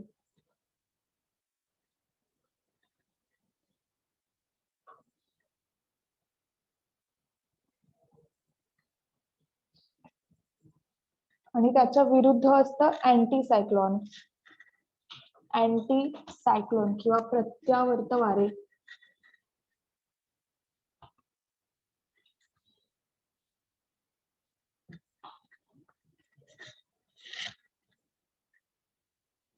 अँटी सायक्लोन किंवा प्रत्यावर्त वारे जे आवर्त वाऱ्याच्या ऑपोजिट असतं.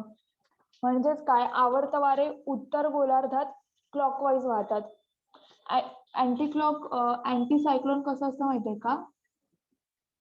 हा जर वाऱ्याचा एरिया असेल तर आता मधल्या भागात हाय प्रेशर असणार आणि बाहेरच्या भागात लो प्रेशर असणार. मगाशी आपण बघितलं बाहेरच्या भागात हाय प्रेशर आहे, मधल्या भागात लो प्रेशर, आणि वारे high pressure to low pressure म्हणजे टुवर्ड्स सेंटर कडे जाणारे असे वाहतात. पण अँटी सायक्लोन जो असतो त्याचा मधल्या भागात हाय प्रेशर असतो, बाहेरच्या भागात लो प्रेशर असतो. त्याच्यामुळे हे वारे high pressure to low pressure म्हणजेच away from the centre. Away from the centre असे वाहतात अँटी सायक्लोन.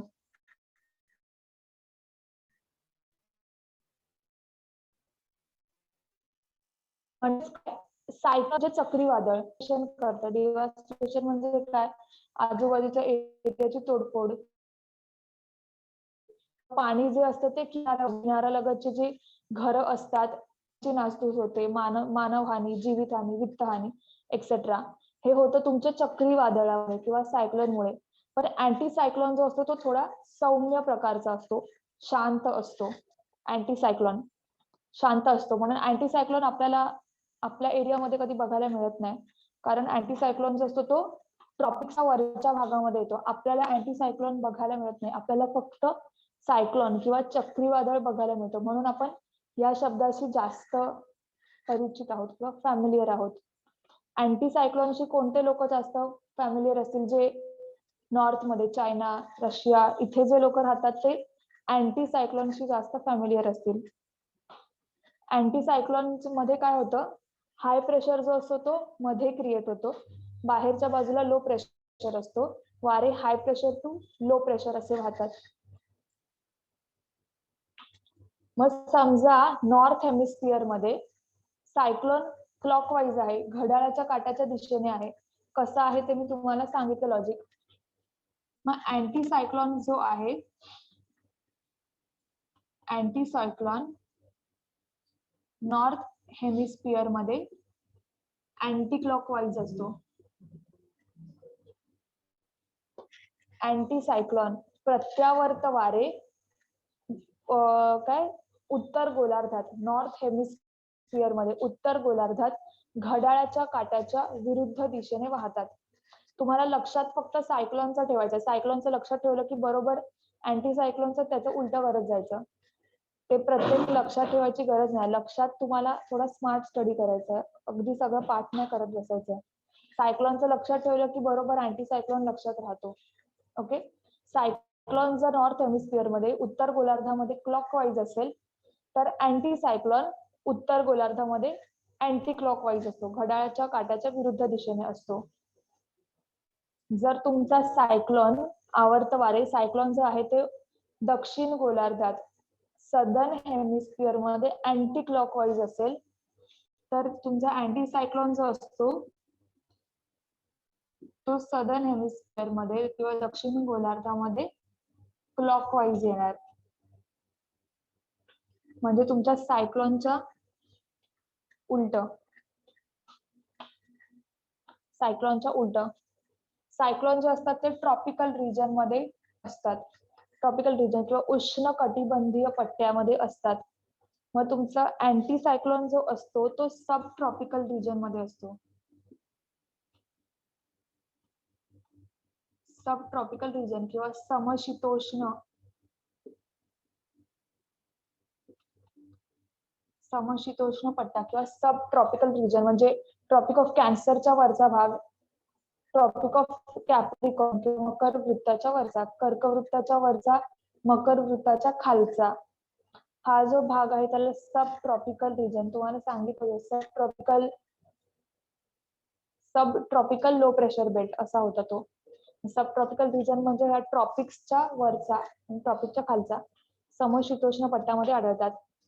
याचा कालावधी जो असतो, टाइम ड्युरेशन, तो कमी असतो. म्हणजे युजली 1 ते 5 दिवस,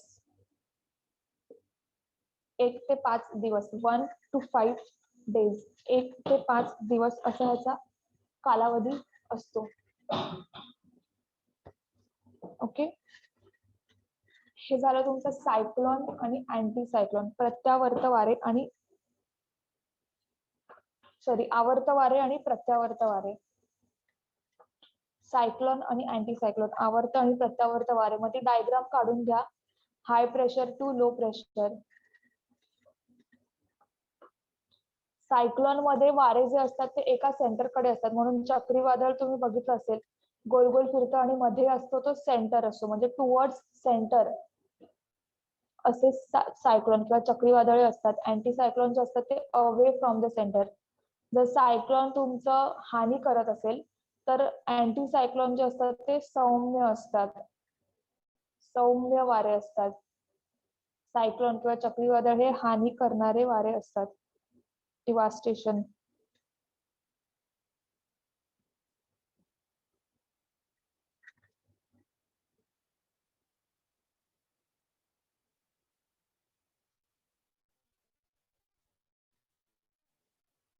सायक्लोन जे असतात ते उत्तर गोलार्धात क्लॉकवाईज वाहतात आणि दक्षिण गोलार्धात अँटी क्लॉकवाईज वाहतात आणि त्याच्या ऑपोजिट अँटी सायक्लोनचं येणार.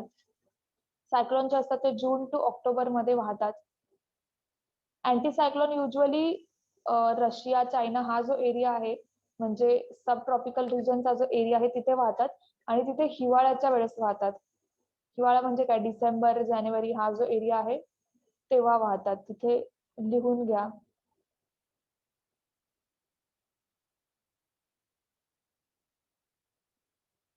ऑक्टोबर टू मार्च असं टाका.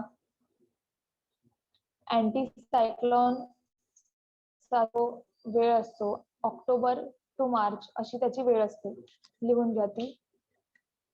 ट्रॉपिकल रिजन मध्ये सायक्लोन असतो, अँटी सायक्लोन जो असतो तो सब ट्रॉपिकल मध्ये असतो. त्याच्यानंतर कालावधी किंवा ड्युरेशन जो असतो तो सायक्लोनचा जास्त असतो, 15 दिवस ते 1 महिना. अँटी सायक्लोनचा काही अँटी सायक्लोन एकच दिवस चालतात, काही मध्ये जास्तीत जास्त 5-6 दिवस असे चालू शकतात.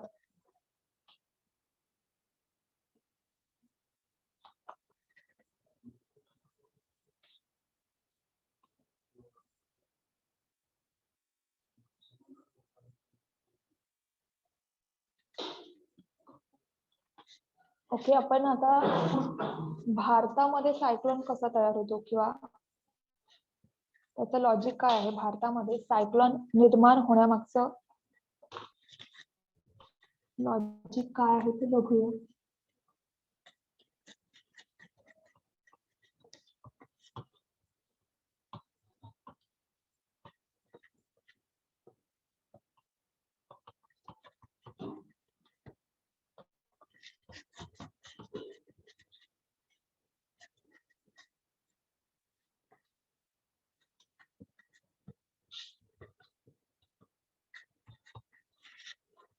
भारतामध्ये सायक्लोन कसे तयार होतात.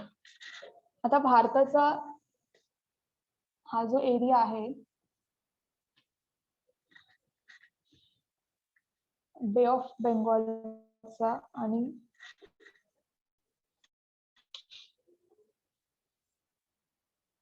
इथे आहे बे ऑफ बेंगॉल किंवा बंगालचा उपसागर आणि इथे आहे अरबी समुद्र.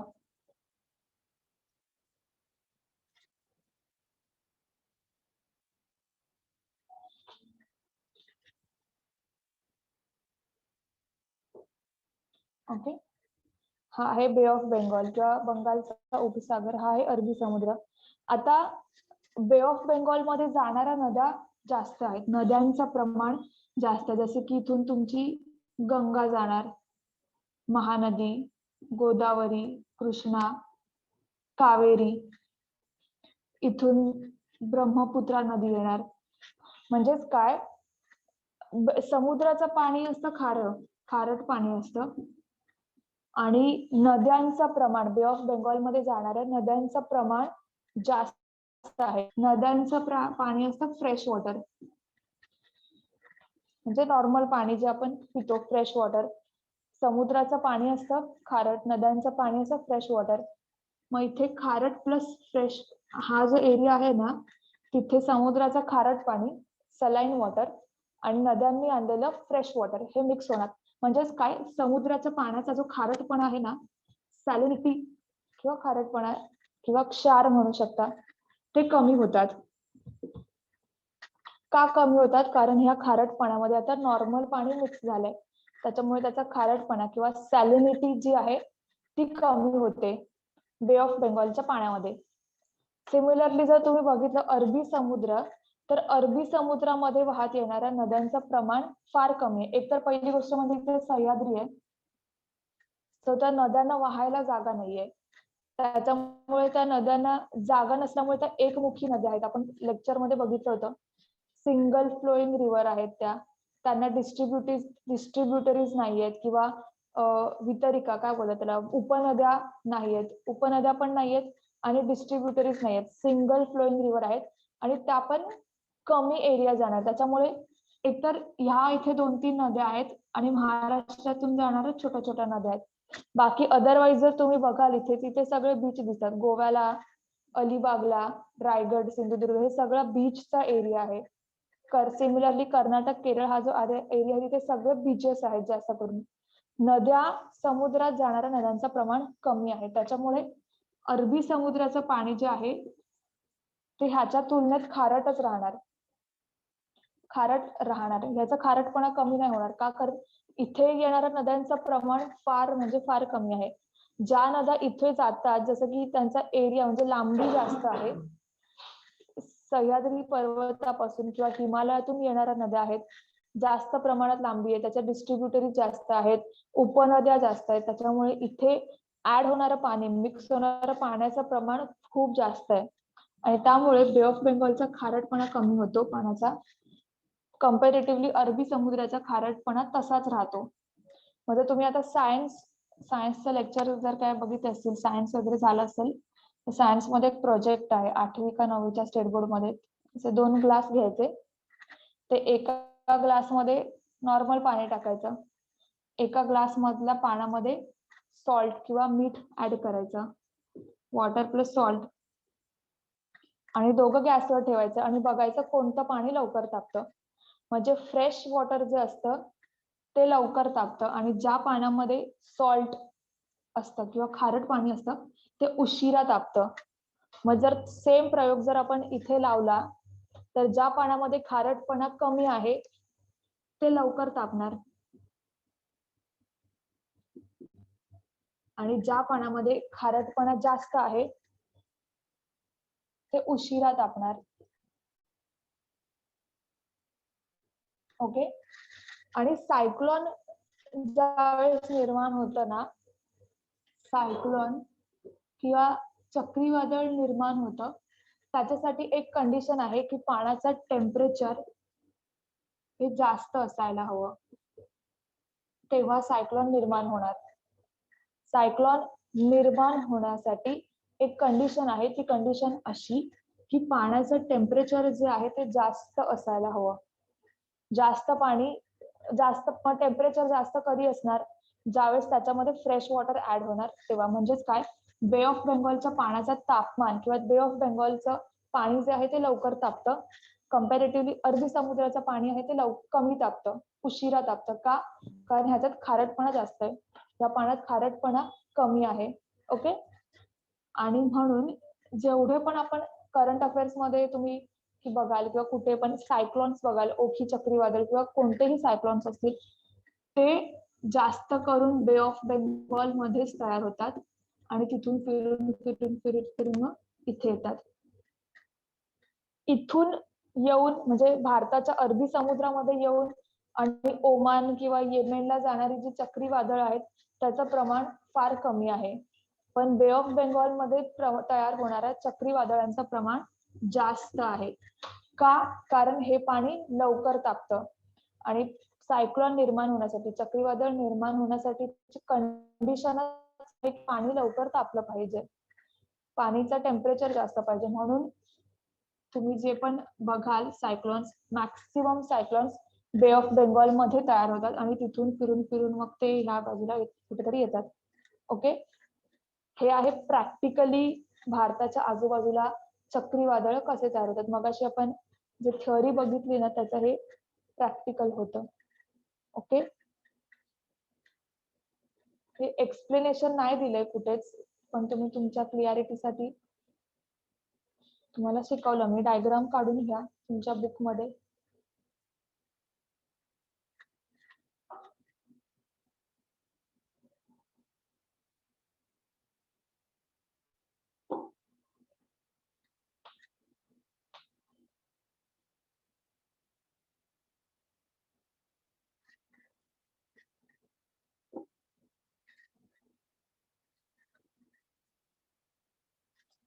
आता सायक्लोनची काही उदाहरणं बघूया. मगाशी आपण वाऱ्यांची उदाहरणं बघितली, वाऱ्यांचे नावं होते आणि ते कोणकोणत्या देशात वाहतात.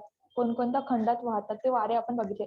तसेच सायक्लोनचे पण एक 4-5 प्रकार आहेत, ते आपण बघूया आणि ते कोणत्या कोणत्या खंडात किंवा देशात वाहतात ते आपण बघूया. हा कन्सेप्ट जो आहे ना सायक्लोनचा तो क्लिअर झालाय का सगळ्यांना? कारण आता हल्ली ते लोक अप्लाइड प्रश्न जास्त विचारतात, थेरॉटिकल प्रश्न विचारत नाही की सायक्लोन कुठे तयार होतं, ते का तयार होतं ते तुम्हाला विचारतील. ओके, ते लक्षात असलं पाहिजे तुमच्या. मग सायक्लोनचे थोडी उदाहरणं बघूया कुठे कुठे आहेत. पहिलं आहे टोर्नाडो.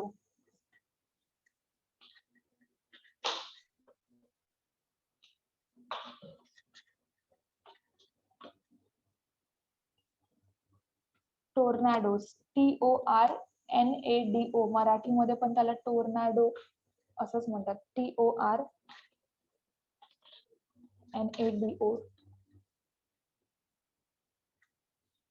टोर्नाडो. कुठे आहे? नॉर्थ अमेरिकेमध्ये. नॉर्थ अमेरिका, टोर्नाडो आहे नॉर्थ अमेरिकेमध्ये. ओके, त्याच्यानंतर आहे हरिकेन. हरिकेन मराठीवाल्यांनी नॉर्मल हरिकेन असं लिहा, हरिकेन. हरिकेन, हरिकेन कुठे आहे? Caribbean sea. Caribbean sea, Caribbean तुम्हाला सांगितलं होतं, नॉर्थ अमेरिकेचा जो खालचा भाग आहे तिथे आहे कॅरिबियन सी. कॅरिबियन सी मध्ये वाहतो, म्हणजे बेसिकली सायक्लोन्स असतात पण ते स्थानिक रिजन मुळे त्यांना तिकडचे लोक ह्या नावाने संबोधतात. जसं भारतामध्ये चक्रीवादळ बोलतात, तर ते तिकडच्या रिजनच्या लोकांनी त्यांना तिथे नावं दिली आहेत. मग नॉर्थ अमेरिकेच्या भागामध्ये सायक्लोनलाच टोर्नाडो असं म्हणतात. टोर्नाडो असं म्हणतात. कॅरिबियन सीचा जो एरिया आहे म्हणजे नॉर्थ अमेरिकेचा खालचा जो भाग आहे तिथे चक्रीवादळाला, सायक्लोनला हरिकेन असं म्हणतात. त्यानंतर आहे typhoon. Typhoon, typhoon, TYPHOON. Typhoon कुठे म्हणतात? जपानचा जो एरिया आहे, जपानचा जो एरिया आहे तिथे सायक्लोनलाच टायफून असं म्हणतात. त्यानंतर आहे बुईगुयो, BUIGUO, बुईगुयो. ते कुठे म्हणतात? फिलिपाईन्सचा जो एरिया आहे, फिलिपाईन्स म्हणजे ऑस्ट्रेलिया, फिलिपाईन्स, इंडोनेशिया, हा जो एरिया आहे तिथे बुईगुयो असं म्हणतात, BUIGUO, फिलिपाईन्स एरिया. आणि त्याच्यानंतर आहे विली विली. विली विली, मराठीवाल्यांनी फक्त विली विली असं लिहा. ते कुठे आहे? ऑस्ट्रेलियामध्ये.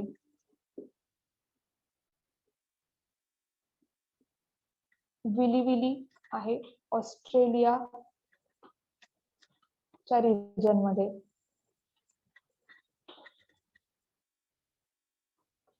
हे आहेत सायक्लोन्स आणि त्यांना असणारी नावं. टोर्नाडो हे नाव कुठे बोलतात? नॉर्थ अमेरिकेमध्ये. हरिकेन कॅरिबियन सी, टायफून जपानमध्ये, बुईगुयो हे नाव आहे फिलिपाईन्स मध्ये, आणि विली विली हे नाव आहे ऑस्ट्रेलियामध्ये.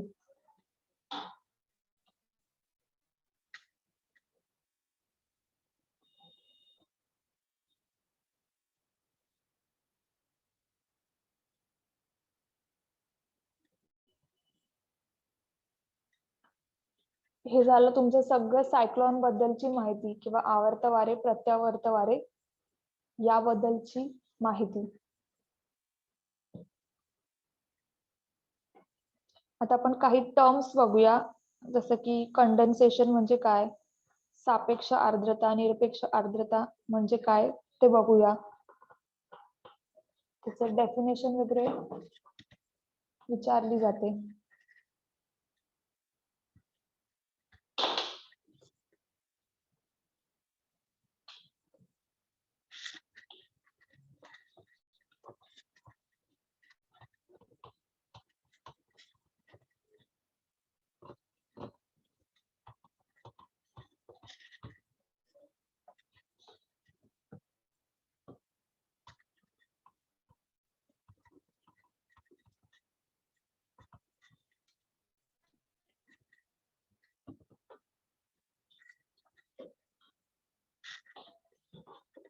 काही टर्म्स आपण बघूया.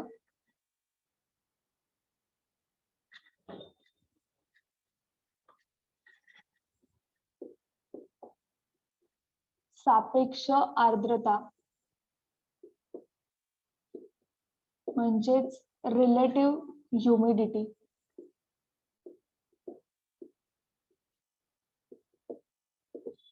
सापेक्ष आर्द्रता म्हणजेच रिलेटिव्ह ह्युमिडिटी आणि एक आहे निरपेक्ष आर्द्रता.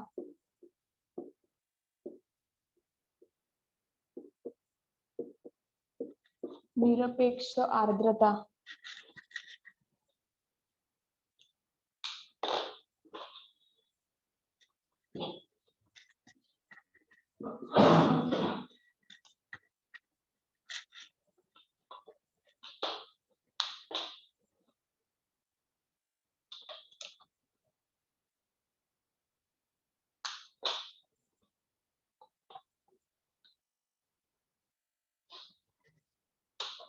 निरपेक्ष आर्द्रता.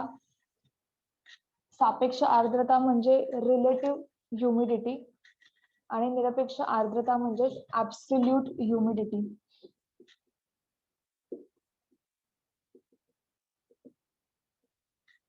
निरपेक्ष आर्द्रता म्हणजेच ऍब्सोल्यूट ह्युमिडिटी. ह्युमिडिटी म्हणजेच काय की एका दमटपणा, बेसिकली दमटपणा म्हणजे तुमची हवा जी आहे, हवेमध्ये बाष्पाचं प्रमाण किती आहे किंवा मॉइश्चर कंटेंट हवेमध्ये किती आहे त्यालाच बोलतात ह्युमिडिटी. मग त्याचं असं ऍब्सोल्यूट ह्युमिडिटी आणि रिलेटिव्ह ह्युमिडिटी. मग ऍब्सोल्यूट ह्युमिडिटी म्हणजे काय? 1 ग्रॅम पर मीटर क्यूब.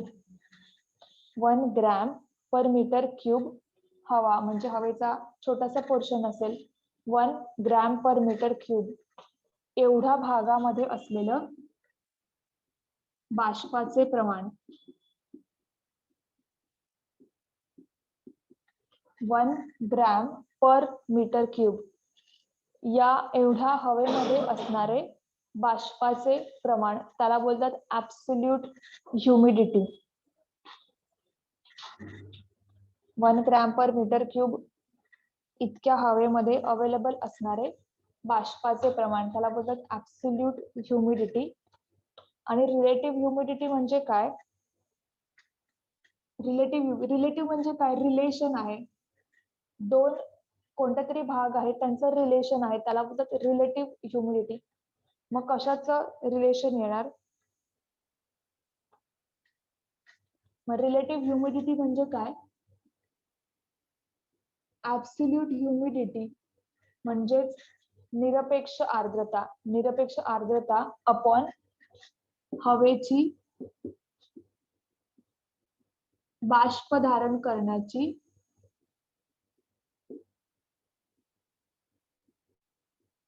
एकूण क्षमता.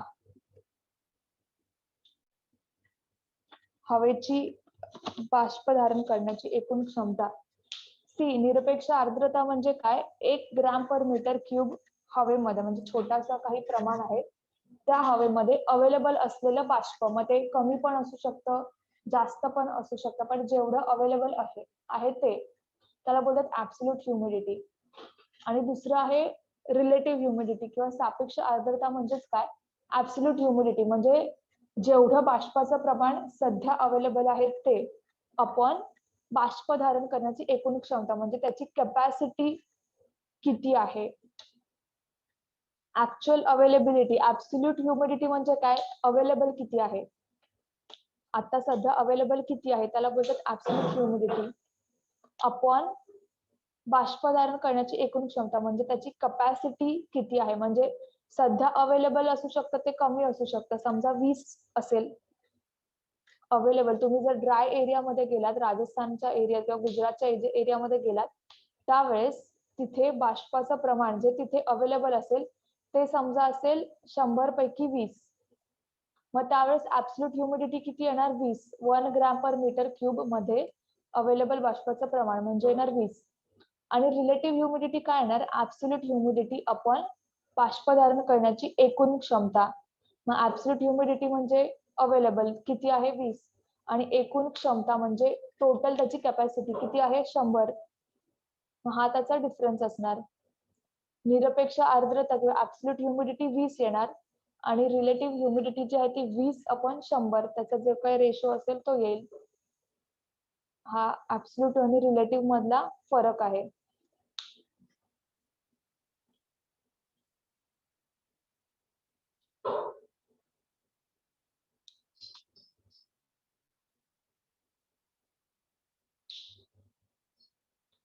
त्याच्यानंतर एक पॉइंट बघूया, कंडेन्सेशन म्हणजे काय. कंडेन्सेशन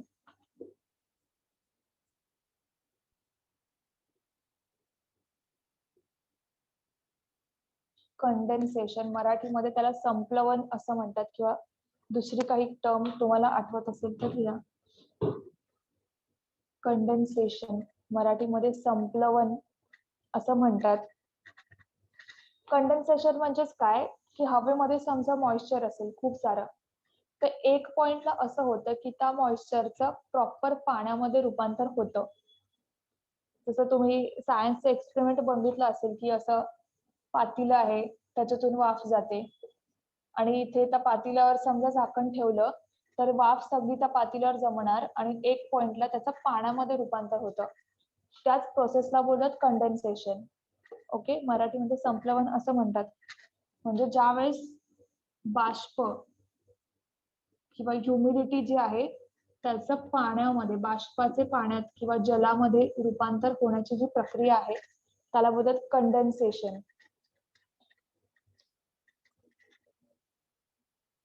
कंडेन्सेशन कंडेन्सेशनचे एक्झाम्पल काय आहे, तुमचा दव बिंदू जो असतो, ड्यू, DEW किंवा दव ज्याला बोलतात, हा कंडेन्सेशनचाच एक प्रकार आहे. त्याच्यानंतर तुमचे ढग जे निर्माण होतात, क्लाउड्स, ढग पण एक बाष्पाचं असलेलं. ढगामध्ये काय असतं, ज्यावेळेस पाऊस पडतो ढगातून, तर ते ढग म्हणजेच काय, तुमचं बाष्प किंवा ह्युमिडिटी जी असते, मॉइश्चर जे असतं ते सगळं एकत्र झालेलं असतं, ते कंडेन्स होतं आणि त्याच्यानंतर त्याच्यातून पाऊस पडतो. कंडेन्सेशन ची कंडिशन काय आहे, ज्या वेळेस सापेक्ष आर्द्रता किंवा रिलेटिव्ह ह्युमिडिटी ह्याचा रेशो असतो म्हणजेच काय, तो पर्सेंटेज मध्ये मोजणार. रेशो कशामध्ये मोजतात, पर्सेंटेज मध्ये मोजतात. मग ज्या वेळेस कंडेन्सेशनची कंडिशन काय, ज्या वेळेस रिलेटिव्ह ह्युमिडिटी किंवा सापेक्ष आर्द्रता 100% पेक्षा जास्त असेल, मोर दॅन 100% असेल, त्यावेळेस ते जे मॉइश्चर असतं, ते जे बाष्प असतं, ते कंडेन्स व्हायला सुरू होतं किंवा त्या बाष्पाचं पाण्यामध्ये रूपांतर व्हायला सुरू होतं. केव्हा सुरू होतं, ज्यावेळेस रिलेटिव्ह ह्युमिडिटी किंवा सापेक्ष आर्द्रता 100%च्या वर असेल, त्यावेळेस त्या आर्द्रतेचं किंवा त्या मॉइश्चरचं पाण्यामध्ये रूपांतर व्हायला सुरुवात होतं. हे लक्षात ठेवा, रिलेटिव्ह ह्युमिडिटी मोर दॅन 100% असेल तेव्हा. सिमिलरली त्याच्याशी रिलेटेड एक आहे, ते म्हणजे फ्रॉस्ट. फ्रॉस्ट म्हणजेच दहीवर. फ्रॉस्टला मराठीमध्ये दहीवर असं म्हणतात, इंग्लिशमध्ये फ्रॉस्ट. फ्रॉस्ट म्हणजेच काय, तुमचा स्नोफॉल होतो ना, नॉर्थ एरिया किंवा हिमालय किंवा दुसऱ्या देशांमध्ये गेला तर तिथे स्नोफॉल होतं. जसं आपल्याकडे पाऊस पडतो तिथे स्नोफॉल होतो. स्नोफॉल का असतं, कारण त्याचं टेम्परेचर पावसाचाच प्रकार आहे, फक्त त्याचं टेम्परेचर जे असतं ते अगदी 0च्या खाली गेल्यामुळे खाली खाली येता येता त्या पावसाचं रूपांतर, पाण्याचं रूपांतर जे असतं ते बर्फामध्ये होतं आणि बर्फ जो असतो तो पडतो. त्याला फ्रॉस्ट असं म्हणतात. फ्रॉस्ट म्हणजेच काय, गोठलेले दवबिंदू. दवबिंदू जे असतात किंवा ड्यू पॉइंट्स जे असतात, दव ते पाण्याचा फॉर्म असतो, मग गोठलेले दवबिंदू म्हणजेच फ्रॉस्ट असं म्हणतात. त्याच्यानंतर एक असतो फॉग. फॉग पण एक मॉइश्चरचाच प्रकार आहे. फॉग जो आहे ना, मॉइश्चर, ज्यावेळेस हवेमध्ये खूप जास्त दमटपणा येतो, मॉइश्चर येतो, प्लस फॉग केव्हा होतं? ज्यावेळेस मॉइश्चर असतं हवेमध्ये, बाष्प असतं, मॉइश्चर असतं, प्लस टेम्परेचर कमी असतं. म्हणजे तुमच्या हिवाळ्याच्या दिवसांमध्ये एक तर टेम्परेचर पण कमी असतं, प्लस आजूबाजूला मॉइश्चर, दमटपणा असतो, त्यावेळेस ही आहे फॉगची कंडिशन. ओके, फॉग मराठीमध्ये धुके असं म्हणतात. हे काही टर्म्स आहेत, ते फक्त लक्षात ठेवा. जर विचारले गेले क्वेश्चन मध्ये कंडिशन्स विचारतात, फॉगची कंडिशन काय? मॉइश्चर पण असलं पाहिजे, प्लस टेम्परेचर कमी असलं पाहिजे.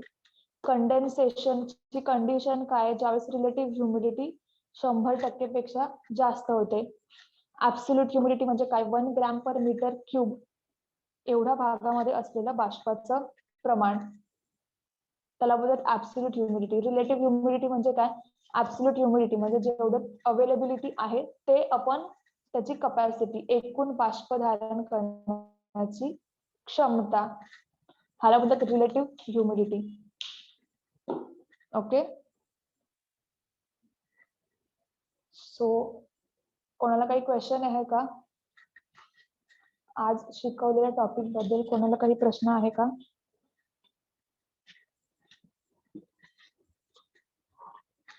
हे लिहून घ्या सर्वांनी.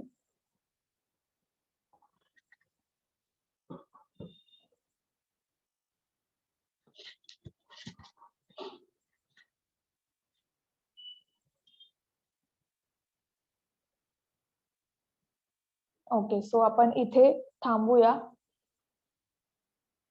आय होप तुम्हाला सायक्लोनचे कन्सेप्ट कळले असतील, कारण त्याच्यात खूप वेळा क्वेश्चन विचारलेत. आणि आता तुम्ही वारे, मगाशी मी वाऱ्यांचे प्रकार शिकवले, म्हणजे प्रकार नाही, उदाहरणं सांगितली, कोणत्या भागात कोणता वारा वाहतो, त्याचे प्रश्न बघा कसे विचारलेत, म्हणजे तुम्हाला आयडिया येईल. आणि जर तू कुठे दुसऱ्या नोट्स मध्ये किंवा दुसऱ्या कोणत्या बुक मध्ये एक्स्ट्रा वाऱ्यांचे प्रकार मिळाले तर ते त्या नोट्स मध्ये ऍड करत जा. ओके, सो इथे आपण थांबूया. मॅम करंट वाले जे सायक्लोन आले ते लिहून काढले चालेल? हा, लिहू शकता ना. करंट मध्ये जे पण सायक्लोन आले आहेत ना, 16 पासून ते Yes. 21 पर्यंत. ओके, हो हो हो, लिहून ठेवा. कारण सायक्लोन तुम्हाला करंट अफेअर्सशी रिलेटेड विचारतील, पण ते एखाद दुसरी स्टेटमेंट अशी जॉग्राफीची पण टाकू शकतात. कन्सेप्च्युअल हा जो पार्ट आहे ना, म्हणजे एखादी स्टेटमेंट करंट अफेअर्स रिलेटेड विचारतील की जुलै महिन्यात हा सायक्लोन आला होता, मग दुसरी एखादी स्टेटमेंट असेल की जी जॉग्राफीशी रिलेटेड असेल, त्यावेळेस मग तुम्हाला दोन्ही लक्षात ठेवणं गरजेचं आहे. मग इथे पुढे तुम्ही करंट अफेअर्स मध्ये जे पण सायक्लोन्स आहेत ते ऍड करा.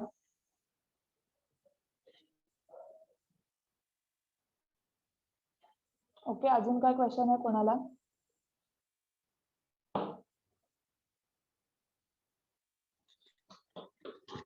येस, ओके प्रियंका, आपण थांबूया इथे. Okay madam, thank you ma'am. Okay, yes yes.